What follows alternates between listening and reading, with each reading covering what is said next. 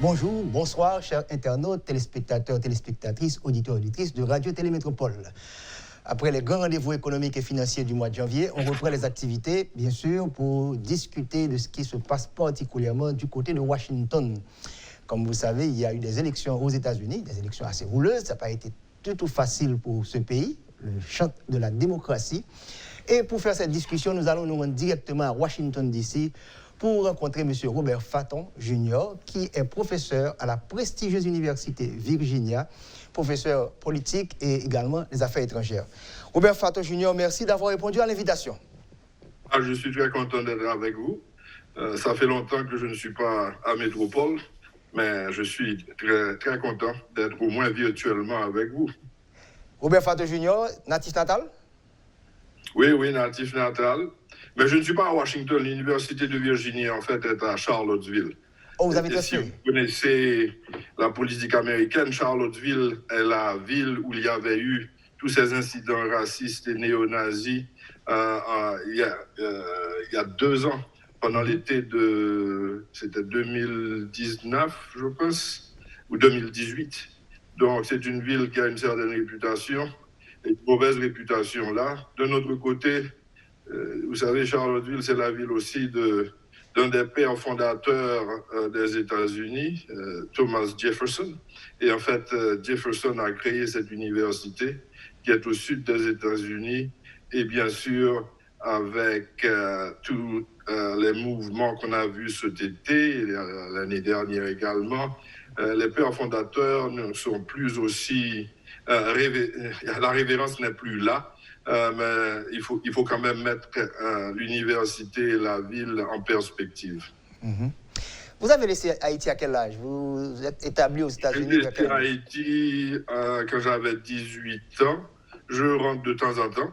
Okay. Enfin, assez souvent en fait.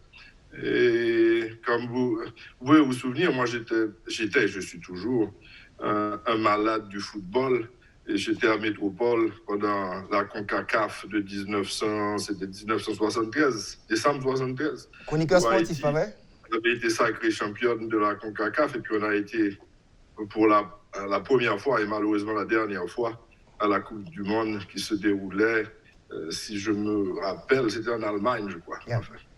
Vous avez laissé quand même de bons souvenirs comme chroniqueur sportif. Merci.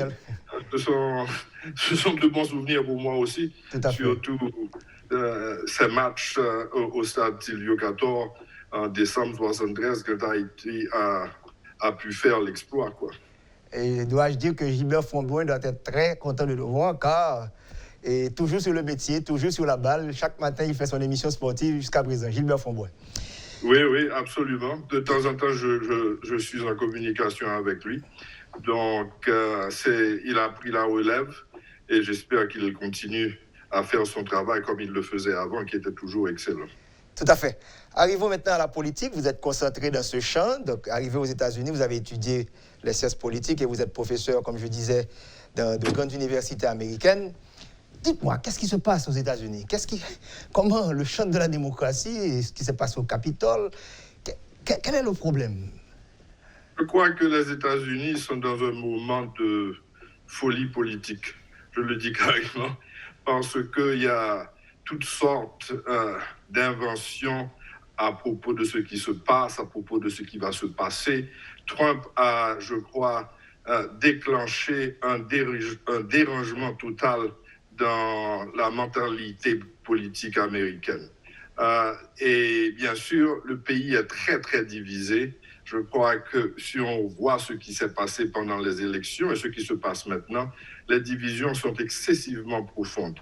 Vous avez d'un côté, si vous voulez, l'establishment, et l'establishment libéral, qui est de plus en plus multiculturel et qui est plus ou moins placé sur les 2 côtes des États-Unis, c'est-à-dire la côte Est à New York, du Vermont jusqu'à la Virginie, et bien sûr la côte Ouest depuis l'État de Washington jusqu'en Californie. Et puis vous avez le Sud qui est toujours, bien sûr, en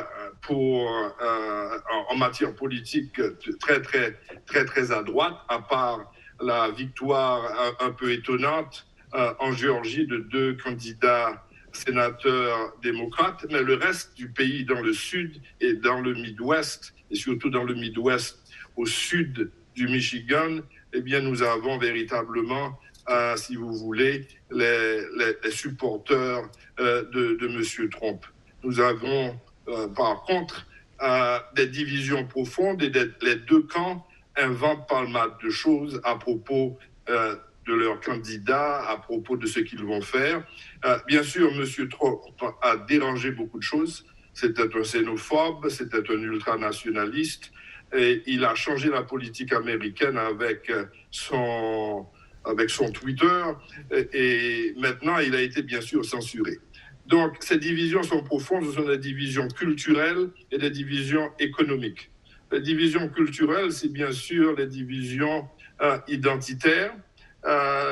Les Trumpistes sont plus ou moins les gens du Midwest et du Sud qui sont en grande majorité blancs, et les démocrates sont en grande mesure une alliance multiculturelle entre les latinos, les noirs et les blancs.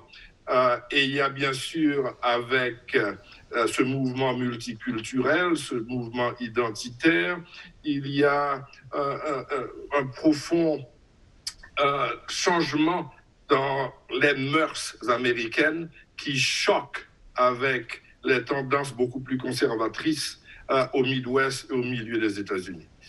Et d'un autre côté, c'est un truc économique. Les supporters de monsieur Biden, par exemple, ce sont des gens qui sont d'habitude assez aisés, qui ont une éducation universitaire et qui sont véritablement l'élite culturelle américaine. Avec, bien sûr, les dernières, ce qu'on a appelé le mouvement woke, c'est-à-dire on parle du sexe d'une manière différente, on parle des pères fondateurs d'une manière différente, on parle des États-Unis d'une manière différente, qui choque avec les tendances de plus en plus de droite, si vous voulez, du reste des États-Unis. Mais c'est encore plus compliqué parce qu'il y a un problème économique. Si vous regardez les résultats des élections, par exemple, entre Obama et puis Trump, ce qui est intéressant, c'est de voir que dans pas mal de districts qui avaient voté Obama en 2008 et en 2010, ont changé de camp et ont voté pour M. Trump. Et bien sûr, ce qu'on voit maintenant, c'est un renversement de la tendance. Mais les zones qui ont été déindustrialisées dans le Midwest, ce sont des zones qui sont des zones plus ou moins du côté de M. Trump. Donc il y a une division économique. La division pour les démocrates, c'est ce qu'on appelle le Silicon Valley, c'est-à-dire tous les réseaux sociaux, en plus des Microsoft, en plus de Twitter et toutes ces choses-là, eh bien, sont carrément du côté de monsieur Biden et du Parti démocrate. Donc nous avons une division culturelle profonde et une division économique très profonde.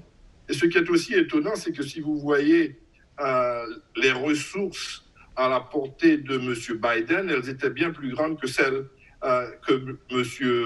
Trump a pu jouir. Surtout venant du monde des milliardaires du Silicon Valley. Donc cette division est très profonde et je ne vois pas cela changer rapidement. Et je pense que nous allons avoir des rebondissements plus ou moins permanents dans la politique intérieure des États-Unis. Et de notre côté, il faut le dire, ce qu'on voit, c'est le début, si vous voulez, du déclin des États-Unis comme la puissance du monde. C'est-à-dire que nous voyons la Chine qui devient de plus en plus un compétiteur, et cela change les données internationales, et cela change bien sûr les données de la politique américaine au point de vue au point de vue domestique. Donc il y a tous ces changements et c'est difficile à comprendre. Et bien sûr, ce qu'on a pu voir, c'est avec cette attaque un peu bouffonne du Capitole, du siège législatif des États-Unis, c'est que ce malaise est de plus en plus dangereux pour la légitimité des institutions des États-Unis. Et enfin, je ne veux pas continuer Non, la mise en contexte était très intéressante. Et en vous écoutant faire ce découpage territorial, les bleus pour les démocrates, les rouges pour les républicains, ensuite et le problème de multiculturalisme, à savoir et tout ce qu'il y a comme les libéraux et les conservateurs, et ceux qui ont de l'éducation et qui n'en ont pas.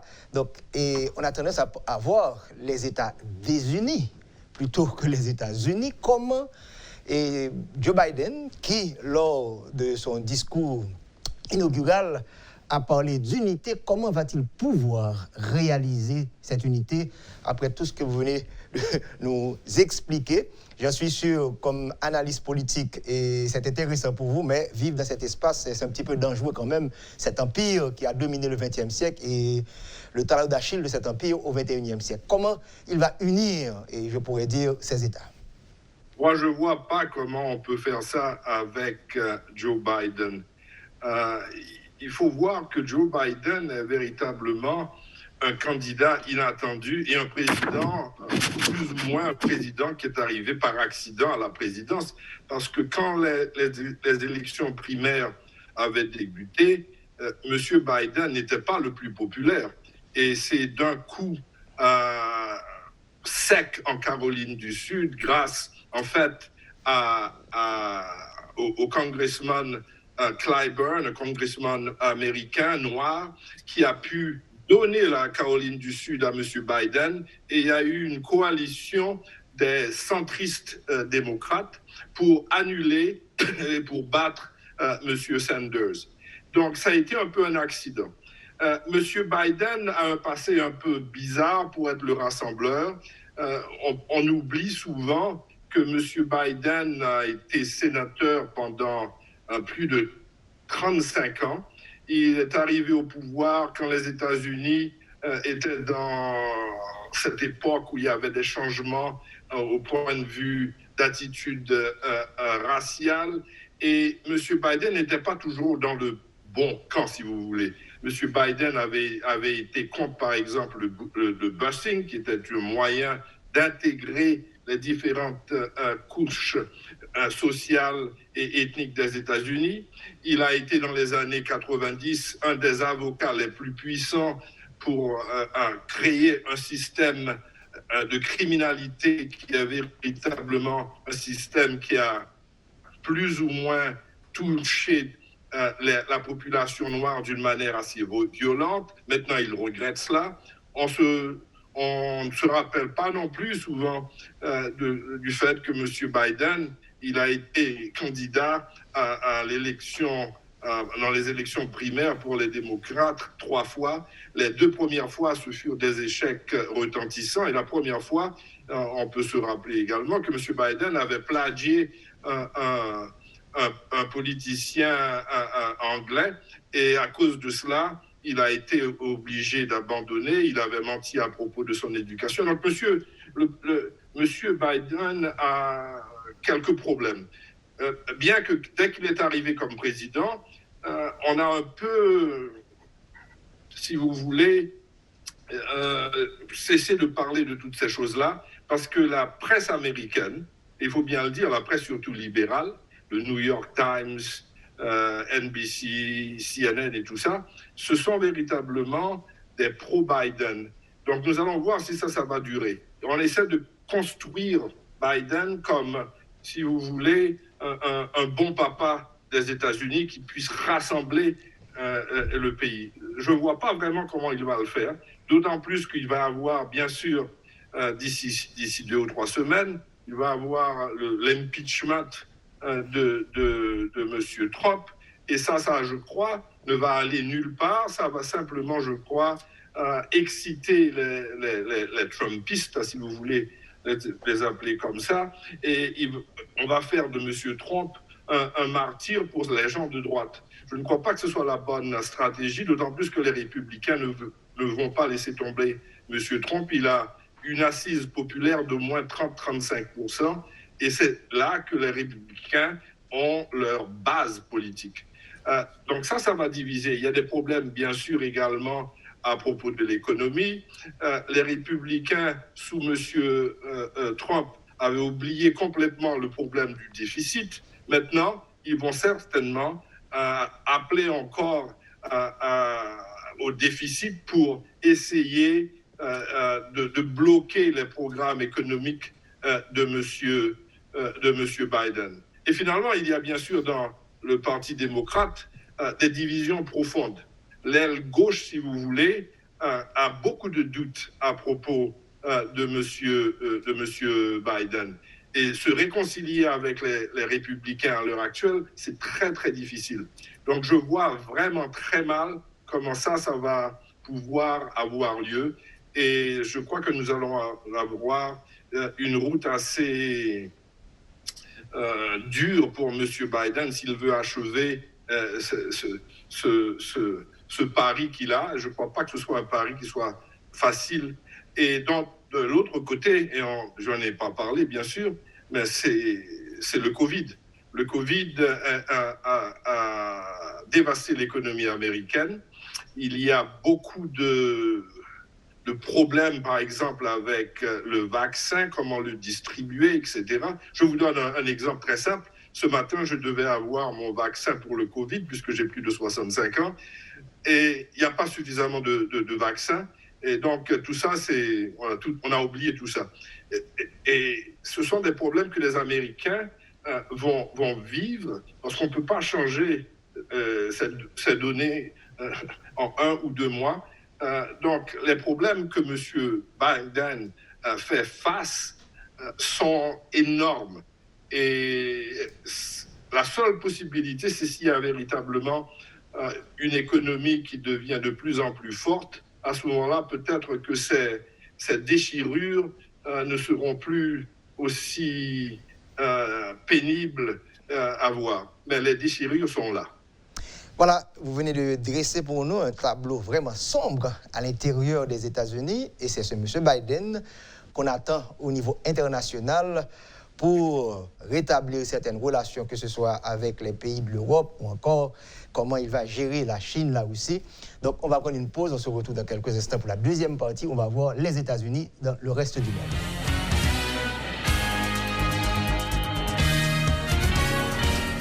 Vous suivez le magazine économique sur Radio Métropole chaque dimanche 3h sur le 100.1 et le dimanche soir 7h sur la chaîne 52, le rendez-vous économique. Cette émission sera disponible sur YouTube, bien sûr sur l'application de Radio et Télémétropole. Nous avons comme invité M. Robert Fatton Jr., un ancien de la maison qui vit actuellement aux États-Unis. Et sur cette bonne-là, Robert, vraiment, ça fait peur, hein? Et cette image qu'il y a en quelque sorte au niveau même des États-Unis. Et voilà, M. Biden qui doit maintenant, après que Trump ait divisé les États-Unis, s'est retiré considérablement dans plusieurs alliances, il devra gérer beaucoup de problèmes au niveau international. Commençons avec, par la Russie, la Chine, parce que vous en parliez tantôt, qui est vraiment le principal compétiteur au niveau économique. Chine, États-Unis, est-ce qu'il va y avoir un changement, bien que nous ayons entendu M. Blinken, le nouveau secrétaire d'État, aller au Capitole pour dire « Hey, il y a certaines choses qui n'étaient pas tout à fait négatives du côté du trumpisme ». Donc, qu'est-ce que vous voyez comme relation chino-américaine? Bon, véritablement, je vois un changement d'habit pour un même corps. Le problème avec M. Trump, c'est pas qu'il était sorti du monde international. En fait, si on regarde par exemple le budget du Pentagone, il est près de 800 milliards de dollars par an. Et quand on a un budget d'une telle magnitude, c'est difficile de dire qu'on n'est pas, on fait faire partie du monde. Quant à la Chine, là je crois que Biden va devoir suivre plus ou moins ce que Trump avait fait. Et je le dis d'une manière politique aussi. Au point de vue de la politique domestique des États-Unis. Les républicains vont attaquer M. Biden s'il n'est pas très ferme vis-à-vis de la Chine. Et M. Biden a des problèmes personnels avec la Chine à cause de son fils. Et on ne sait pas où ça va aller avec son fils qui avait eu, soi-disant, des histoires de pots de vin avec la Chine. Et les républicains sont très capables de prendre cette histoire et de la faire une histoire centrale contre M. Biden. Au point de vue pouvoir, bien sûr, il y a une lutte maintenant entre la Chine et les États-Unis, une lutte économique, et on sait que ça va être très dur là. Si on regarde par exemple même la pénétration, si vous voulez, de la Chine en Afrique et en Amérique latine, c'est un problème pour les États-Unis. Et il y a le problème, bien sûr, d'équilibrer la Chine avec la Russie et avec l'Europe. Donc ça va être très difficile. Et ce qui est assez étonnant, c'est que la politique de M. Trump vis-à-vis de la Chine était une politique qui a été très dure, mais jusqu'à l'année dernière, c'était une politique d'ouverture. Et il s'est fâché d'une manière plus ou moins farfelue avec la Chine à cause du Covid. À ce moment-là, la Chine est devenue le démon. Et par conséquent, il y a ce poids pour M. Biden, comment sortir de la démonisation, si vous voulez, de la Chine. Et pour la Russie, ce qui est étonnant, c'est que c'est le contraire. Parce qu'on se souvient que M. Trump a été accusé pendant ces 4 années à la présidence d'être en fait une marionnette de M. Poutine, ce qui était également très farfelu, puisque si on voit la politique de M. Trump vis-à-vis de la Russie, c'était une politique qui était très très dure. Donc, M. Biden va devoir en fait changer de langage, ce que je crois qu'il est en train de le faire vis-à-vis de la Chine et vis-à-vis de la Russie, mais au point de vue des structures même de cette confrontation à l'échelle globale, je ne vois pas que ça va changer d'une manière fondamentale. Nous avons une puissance qui est en train de monter, nous avons une puissance qui est peut-être en déclin, et quand on a ça au niveau mondial, ça présente des problèmes stratégiques, ce sont des problèmes également très dangereux. On ne sait pas encore, par exemple, ce qui va arriver à Taïwan. Hier, je crois que le président de la Chine a clairement déclaré que si Taïwan voulait déclarer son indépendance, que cela voulait dire la guerre. Et si c'est le cas, que va faire M. Biden? Il y a des problèmes tout à fait fondamentaux. Il y a le problème de la Corée du Nord également, qui est lié également à la puissance de la Chine. Donc, nous avons des problèmes multiples et nous avons des problèmes économiques. Parlant de la Russie, Robert, et le premier contact Biden-Poutine, et la question qui fâche, il a même parlé de cet opposant qui a été empoisonné selon certains. Et est-ce qu'il ne va pas y avoir... En général, Poutine n'aime pas trop les démocrates. On se rappelle les relations avec Clinton, et c'est encore un démocrate qui arrive. Qu'est-ce que vous prévoyez Russie, États-Unis? Moi, je vois une guerre froide, mais pas glaciale. Mais je crois qu'avec la Russie, il y aura probablement une amélioration des relations, surtout au niveau des discussions sur le désarmement. Et d'ailleurs, M. Trump avait abandonné pratiquement tous les protocoles qui avaient été signés avec la Russie. Et je crois que maintenant, M. Biden, bien qu'il dise qu'il soit contre la Russie et contre ce que M. Poutine est en train de faire avec son opposition, je crois qu'il va devenir bien plus flexible. Un retour à la table de négociation à ce niveau-là. Oui, ça, je crois qu'on va retourner à ça. Je crois que M. Biden aussi va jouer sur le climat. Il a rejoint... Oui, ça c'est l'Europe. Justement, et je crois que ça c'est très populaire avec l'aile gauche du Parti démocratique, donc c'est gagnant-gagnant, bien que je ne vois pas beaucoup de ferveur à faire changer complètement les données économiques et les données du climat, parce qu'il y a un problème entre la croissance économique, bien sûr, et la protection de l'environnement. Et comment balancer ces deux choses, c'est très difficile, surtout quand on veut avoir une économie en croissance. Avant d'arriver aux Alliés... Pour l'Europe, pour les États-Unis, pour la Chine, pour tout le monde. Et avant d'arriver aux Alliés, j'aimerais aller du côté de l'Iran. Est-ce qu'on va revenir à la signature de l'accord, comme Trump l'avait laissé? États-Unis, Iran. Je crois qu'il va y avoir des négociations. Et même sous Trump, je crois qu'il y avait des négociations secrètes. Donc je ne crois pas que ça va éclater, bien que c'est toujours très dangereux parce qu'on peut faire les calculs sont difficiles entre l'Iran, les autres pays du Golfe. Donc, il y a une certaine incertitude là. Mais je vois des négociations et un climat un peu plus diplomatique, si vous voulez, entre l'Iran et les États-Unis. Il faut pas oublier également que M. Trump avait assassiné un des leaders de l'Iran et les Iraniens n'ont jamais oublié ça. Et ça, c'est quelque chose qui pourrait en fait permettre une ouverture puisque M. Biden n'est pas impliqué directement dans cette histoire. Tout à fait. Revenons à l'Europe. Les alliés, vous savez que Trump également avait créé beaucoup de problèmes avec ses alliés européens, augmentation de taxes et parfois l'affaire également de financement de NATO, l'OTAN. Est-ce que les Européens vont avoir peut-être maintenant au niveau de la Maison-Blanche quelqu'un plus cordial à négocier? Bon, je crois que les relations entre l'OTAN, si vous voulez, entre les pays de l'OTAN, ce sont des négociations entre familles, même avec M. Trump.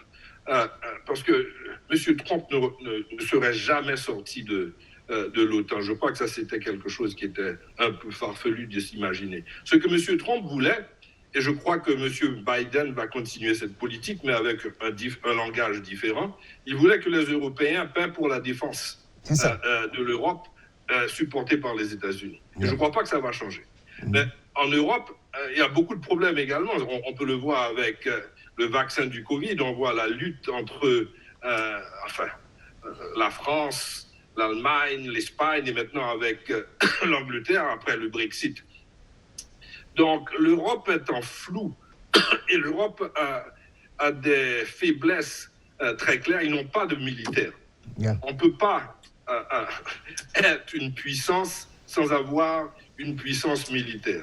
Et c'est pour cela que je crois que finalement, quel que soit le président des États-Unis et quels que soient les leaders de l'Europe, ils vont s'entendre parce qu'il y a des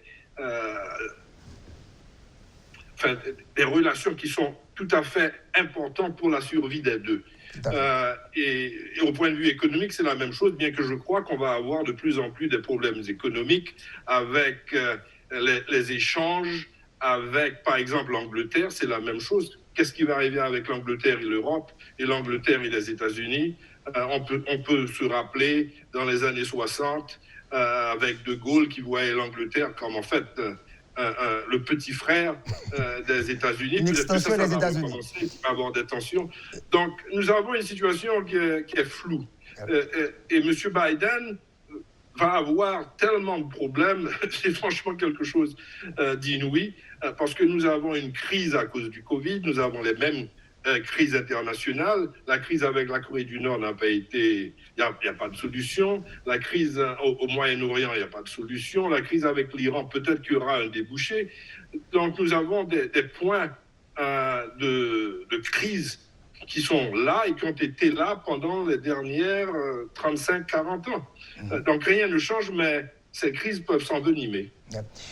Nous ne sommes pas trop loin. Allons du côté du continent africain. Qu'est-ce que vous voyez comme nouvelle relation, l'administration Biden et les pays africains? Bon, là, ça va être plus facile pour M. Biden parce que M. Trump, avec son langage xénophobe, avait véritablement fait des ennemis partout en Afrique. Donc là, je crois qu'il va avoir pas mal de sympathie vis-à-vis de M. Biden. Donc là, ça ne va pas être difficile de faire mieux que M. Trump. D'un autre côté, l'Afrique n'est pas véritablement le continent qui est tellement important pour les États-Unis. C'est un continent qui est véritablement dans la périphérie de la géopolitique américaine, à part les relations qui sont en train d'être créées entre la Chine et l'Afrique, et des relations qui sont très importantes pour le pétrole, pour le bauxite, pour toutes ces histoires-là, les matières naturelles. Donc là, il y a peut-être un conflit, mais je vois M. Biden avec une tâche bien plus facile pour avoir de bien meilleures relations avec l'Afrique, parce que M. Trump avait de très mauvaises relations avec l'Afrique. Tout à fait. Il ne faut pas négliger non plus la Russie et l'Afrique, la Turquie et l'Afrique. Donc, c'est un continent avec des ressources naturelles extrêmement importantes. Donc là, il peut y avoir quelques difficultés. Revenons maintenant au continent américain et restons d'abord au nord, le Canada. Bon, il y a un problème assez important qui vient d'être déclenché parce que M. Trump a déclaré, enfin, il a abandonné le projet du gaz naturel entre Alors, M. Biden. Mexique. Oui, et là, les Canadiens ne sont pas très contents, M. Trudeau n'est pas très content, et le Mexique n'est pas très content. D'un autre côté, le Canada, qu'ils le veuillent ou qu'ils ne le veulent pas, enfin, il est dans la sphère américaine. Donc, je ne crois pas que ça va déclencher des problèmes très sérieux. Il y aura peut-être des négociations pour voir si on peut changer un peu ce décret de M. Biden en empêchant la continuité du projet. Mais je ne vois pas de grande tension. Donc là, ça va être la même chose. Les États-Unis et le Canada sont condamnés, si vous voulez, à s'entendre, même s'il y a des problèmes. Sud de l'Amérique, nous allons en Amérique latine, le Mexique, le Brésil, l'Argentine, le Chili. Qu'est-ce que vous voyez comme relations? Et Trump n'avait pas vraiment développé de grandes relations, mais les démocrates en général en Amérique latine, on sait qu'il y a des choses assez intéressantes. Qu'est-ce que vous voyez entre le Brésil et son président d'extrême droite, Bolsonaro, qui était le Trump tropical? Est-ce qu'il va y avoir des changements également entre Biden et Bolsonaro? Je crois qu'il y aura des changements, mais il va falloir attendre l'élection, si vous voulez, l'élection présidentielle de 2022 au Brésil. Et il y a beaucoup de possibilités que Lula revienne au pouvoir. Et si c'est le cas, je crois que les relations seront beaucoup plus faciles entre le Brésil et M. Biden. Mais il y a des problèmes, bien sûr, parce que le Brésil a de très bonnes relations, même sous Bolsonaro, avec la Chine. Et je ne crois pas que ça va changer avec Lula.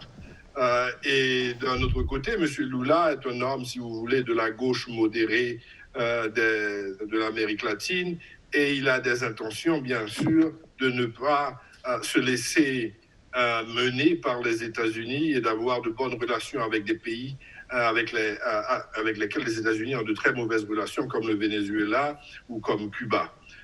Donc, il peut avoir des tensions, mais je crois que le Brésil et les États-Unis sont condamnés à s'entendre. L'Argentine, c'est plus ou moins la même chose.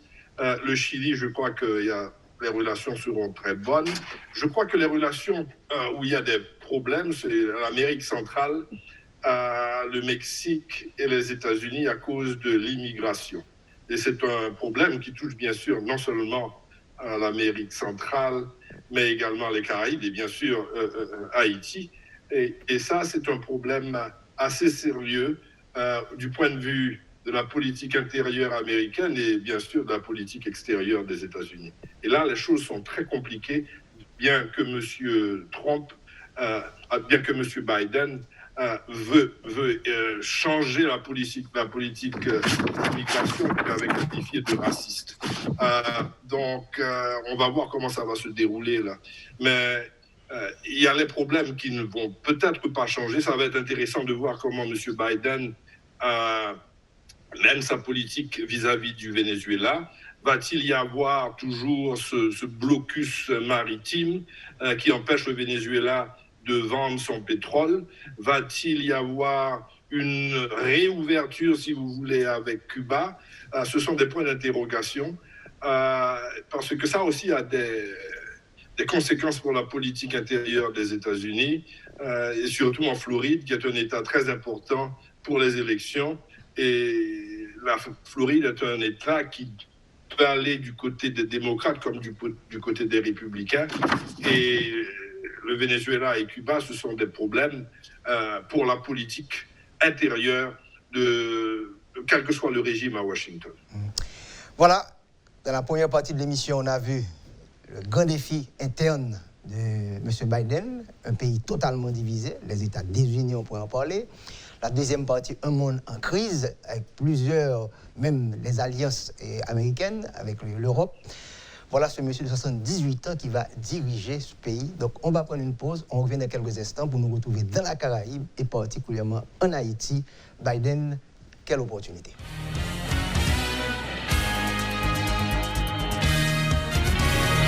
Vous suivez un magazine économique et un rendez-vous économique bien spécial à la radio et chaque dimanche 3h et chaque dimanche soir 7h à la télé.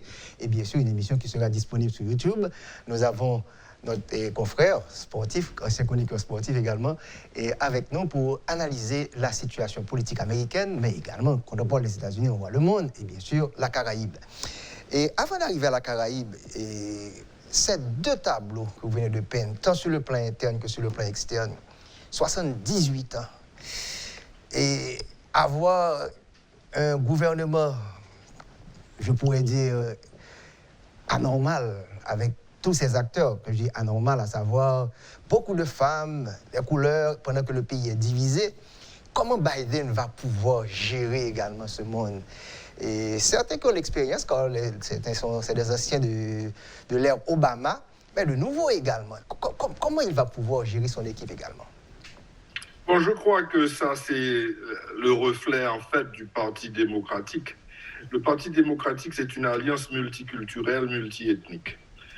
Mais de notre côté, c'est les gens qui sont au pouvoir, qu'ils soient des latinos ou bien des noirs américains, ce sont des gens qui sont de l'élite, si vous voulez.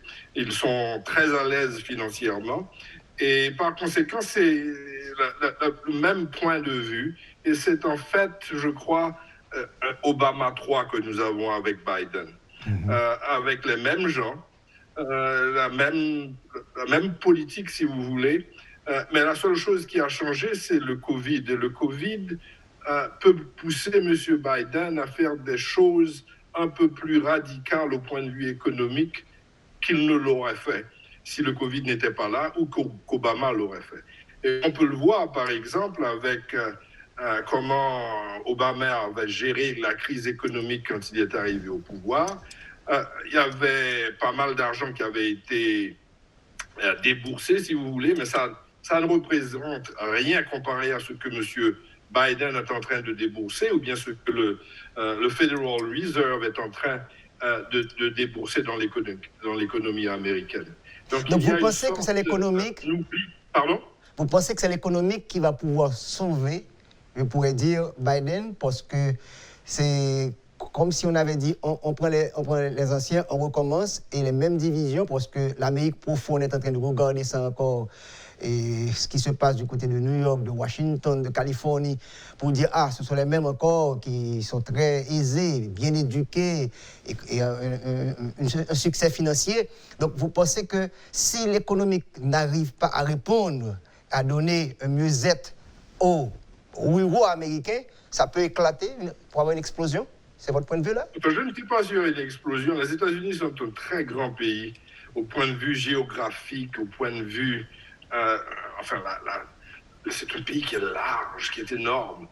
C'est difficile de voir comment, si vous voulez, il peut y avoir une explosion aux États-Unis. Il peut y avoir des incidents, il peut y avoir de la violence, mais au point de vue national, c'est difficile de voir un pays comme les États-Unis s'entre-déchirer complètement. C'est un système fédéral quand même. Pardon? C'est un système fédéral, donc les États ont leur pouvoir également, donc c'est difficile d'avoir... Ils ont leur pouvoir.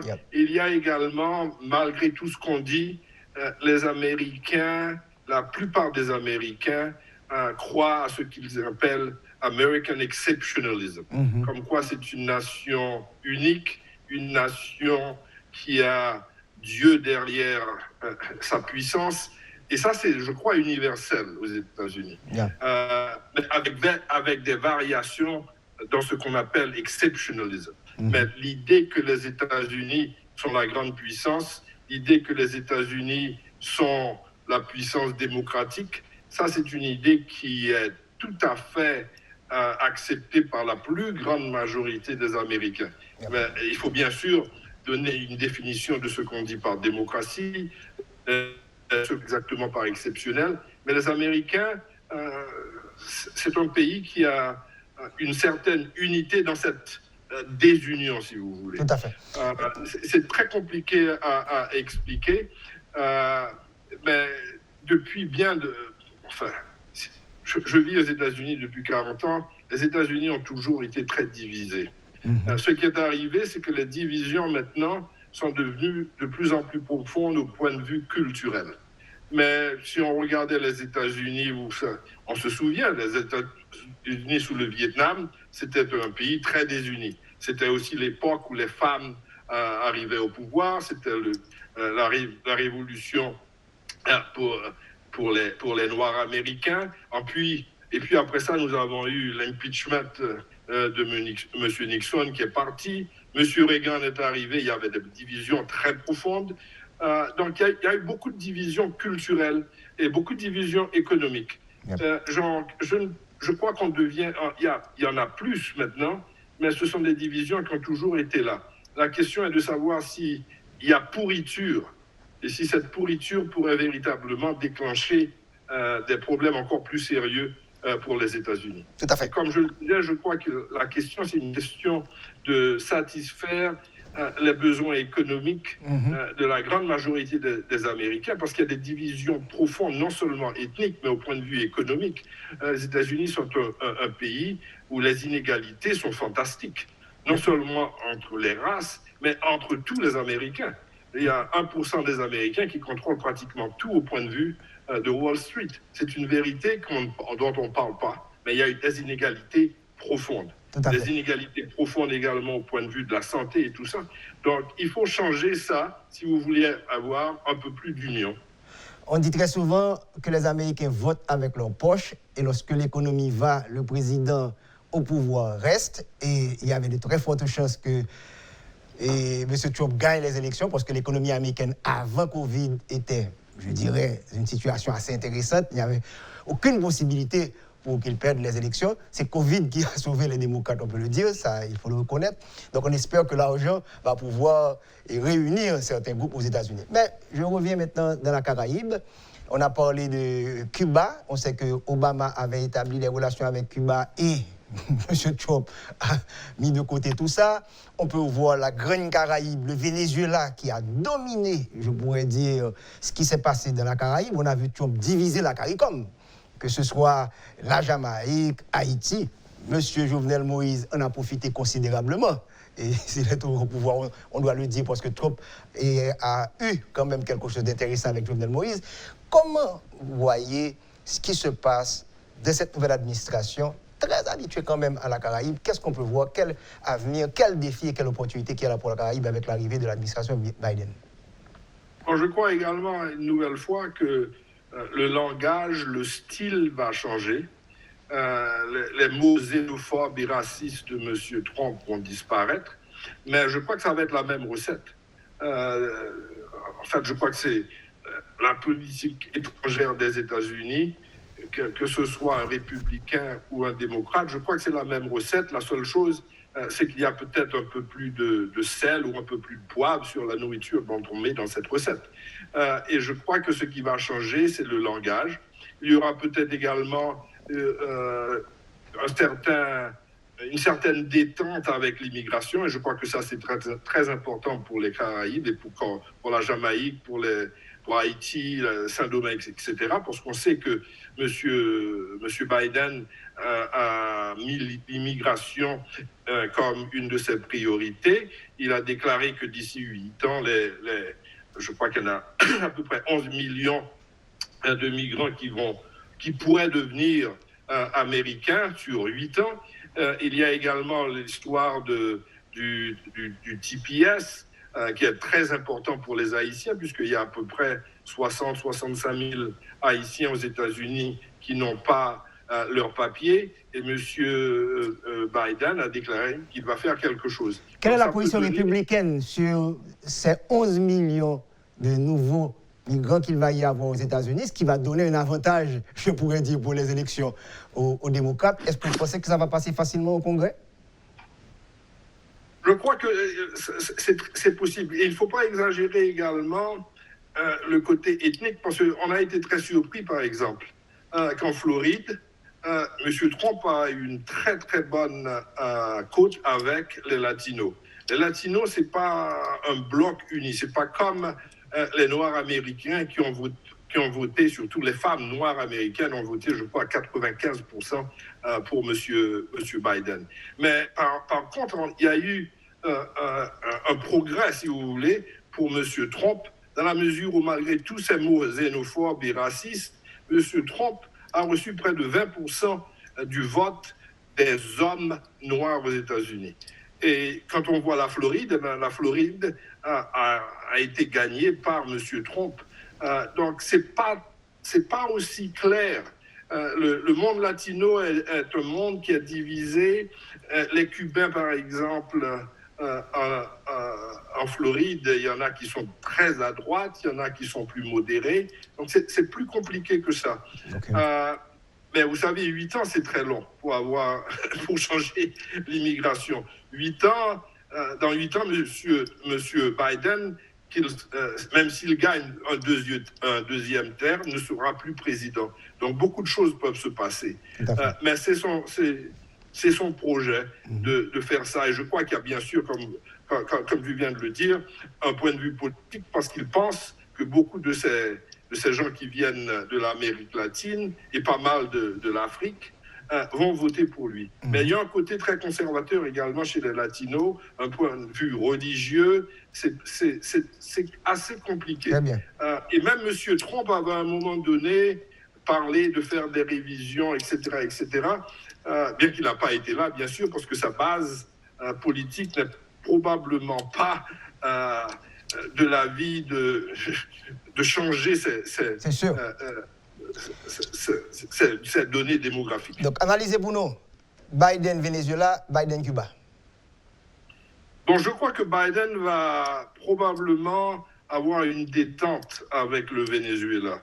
Je crois que s'il y a un raisonnement plus ou moins pragmatique, que, si vous voulez, l'embargo, si vous voulez, sur le Venezuela et l'histoire de bloquer les ventes du Venezuela, je crois que ça peut changer. Okay. Ce qui pourrait permettre une ouverture. Avec Cuba, c'est la même chose. Mais d'un autre côté, il ne faut pas oublier que M. Biden, comme tous les politiciens, pense à sa réélection. Et la Floride est un point assez difficile pour le Venezuela et pour Cuba. Donc ça va être assez compliqué, mais je ne vois pas pourquoi il ne retournerait pas en fait à l'ère d'Obama, c'est-à-dire à établir des relations politiques avec Cuba et d'avoir des relations un peu froides, mais pas aussi antagonistiques avec le Venezuela. Donc je crois qu'il y aura peut-être un peu de détente. Tout à fait. Et on verra où ça va aller. Il faut se rappeler également que même sous Trump, il y a eu des négociations secrètes entre le Venezuela et les États-Unis. Et quand on a du pétrole, on devient pragmatique, que le Venezuela en a. C'est ça. Comme ancien chroniqueur sportif, vous savez que les joueurs se déplacent sur le terrain. Lorsqu'on est en position d'attaque, on affaiblit en quelque sorte la défense. Donc, être trop gentil avec les Vénézuéliens, ça peut coûter encore très cher en Floride. Donc, ceci est un point important à souligner. Donc, il faut faire très attention. Yeah. Biden CARICOM. Parce que aller rapidement avec de bien meilleures relations avec Cuba et relations avec le Venezuela, ça peut jouer mal pour M. Biden et ses supporters. Il faut se rappeler que d'ici 1 an et demi, 2 ans, il va y avoir des élections au Congrès et au Sénat. Tout à fait. Donc, la division au Sénat et au Congrès est telle que quelques sièges ici ou là pourraient donner la majorité soit aux républicains, soit aux démocrates. Tout à fait. Donc tout ça est problématique pour M. Biden. Il y a des calculs politiques et des calculs électoraux qui sont là. On termine avec CARICOM et Haïti. Qu'est-ce que vous voyez pour l'administration Biden? Bon, je crois qu'il y aura, comme je disais, un langage différent. Peut-être qu'il donnera un peu plus d'argent pour avoir un monde un peu plus régional, si vous voulez, plus uni. Mais de notre côté, la politique économique des États-Unis est la même. Je ne vois pas ça changer, c'est le néolibéralisme. Et ça, pour moi, c'est un problème pour les pays comme Haïti ou la Jamaïque. Donc, je vois un changement, comme je le disais, de style, un changement où le langage est bien plus sympathique, mais au point de vue de structure même, je ne vois pas de grands changements. Et avec ce qui est arrivé avec Covid, ça a causé pas mal de dégâts économiques. Et comment se remettre après ces dégâts économiques et bien sûr, on ne sait pas encore si c'est terminé avec le Covid. Mais ça a des problèmes, c'est un très grand problème. Il y a des problèmes, si on veut en finir avec le Covid, il faut avoir le vaccin, comment distribuer le vaccin. Tout ça, c'est très, très compliqué. Même les Européens ne s'entendent pas là-dessus. Donc, je vois beaucoup de problèmes pour les prochaines années. Nous avons des problèmes aigus au point de vue domestique et au point de vue international. Et le monde est, pour le dire d'une manière assez rude, le monde est mal foutu en ce moment. Je sais que vous suivez avec beaucoup d'attention la situation en Haïti. Vous avez écrit des livres sur Haïti et vous connaissez mieux que moi ce qui se passe en général entre la Maison-Blanche, le State Department et Port-au-Prince. Est-ce que vous voyez un changement radical, relation Trump et M. Jovenel Moïse, relation M. Biden et M. Jovenel Moïse, surtout une année assez volatile. Il y a un 7 février, il y a beaucoup de choses difficiles à gérer entre les différentes parties. Qu'est-ce que vous voyez vous-même?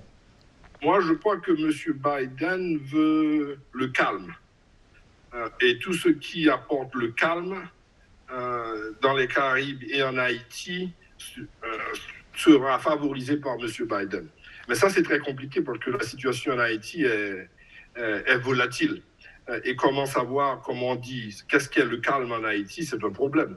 Mais je ne vois Robert, pas... j'aime bien ça, hein? Les États-Unis, c'est l'eau, Haïti, c'est le feu. Donc, il faut faire très... C'est comment les combiner?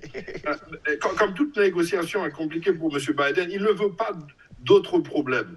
Il a suffisamment de problèmes pour avoir un problème en Haïti. Donc, je crois qu'il va avoir une politique qui va essayer de changer enfin, qu'on aura des élections, mais ce ne sera peut-être pas à la date que l'opposition voudrait ou que que le président Moïse voudrait.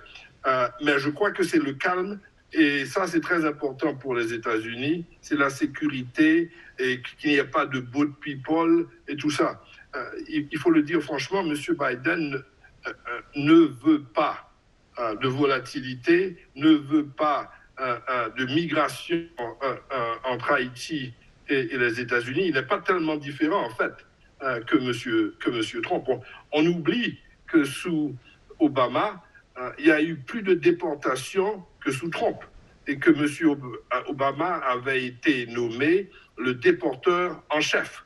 Donc, ces choses-là sont toujours là, mais le langage change, les sourires changent, mais la politique a des côtés structurels qui ne changent pas. Pour terminer, et vous suivez les élections en Haïti, on a annoncé les élections. Qu'est-ce que vous voyez? Quelle est votre analyse sur Haïti, en laissant un peu les États-Unis? Bon, je vois que les élections en Haïti sont toujours des moments de crise. Donc, je ne sais pas ce qui va véritablement arriver.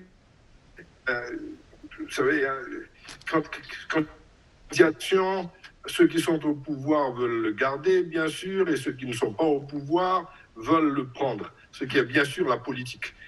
Mais cela mène à des alliances assez bizarres et une volatilité, surtout quand il y a des élections, parce que nos élections, comme on le sait, ne sont pas des élections nécessairement libres et claires. Et pour avoir des élections libres et avoir une certaine légitimité de l'appareil électoral, et on ne l'a pas. D'autant plus que la plupart du temps, ce sont, comme on le dit, c'est blanc qui est dans la haine. Donc, tout cela dépend de beaucoup de choses, non seulement de la situation en Haïti, mais également de ce que la nouvelle administration de M. Biden va faire. Mais comme je le disais, je ne vois pas tellement différent que les élections précédentes. Je crois qu'il y aura crise. Dès qu'on a élection en Haïti, il y a crise.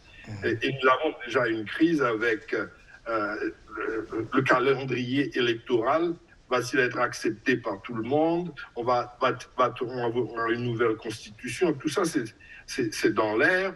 On a des dates, mais les dates, comme on sait en Haïti, ne sont pas toujours fixes. Robert Faton Junior, merci d'avoir répondu à notre invitation. Certainement, on aura à se parler parce que je sais que la cirque haïtienne vous intéresse beaucoup, donc ça continue, pas vrai? Donc, comme vous le dites si bien en général dans les livres que vous avez écrits, ça a été un grand plaisir de vous avoir sur Métropole, ancien chroniqueur sportif de Radio Métropole qui vit aux États-Unis, qui a voulu analyser pour nous la situation mondiale pour les États-Unis et particulièrement en Haïti. Alors, merci beaucoup, ça a été mon plaisir. Merci bien. À la prochaine. Ça a été un grand plaisir, chers amis, pour cette émission assez spéciale. À la semaine prochaine.